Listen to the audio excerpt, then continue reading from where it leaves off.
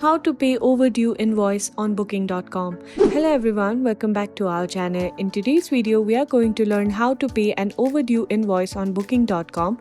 If you have been stressed about this, don't worry, we've got you covered with a simple and straightforward process. So let's get started.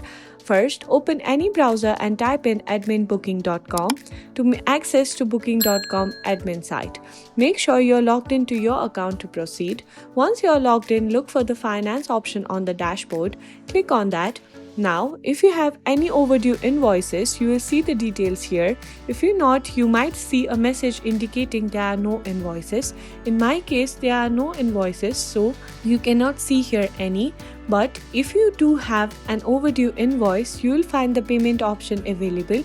Click on the relevant invoice to view the payment details.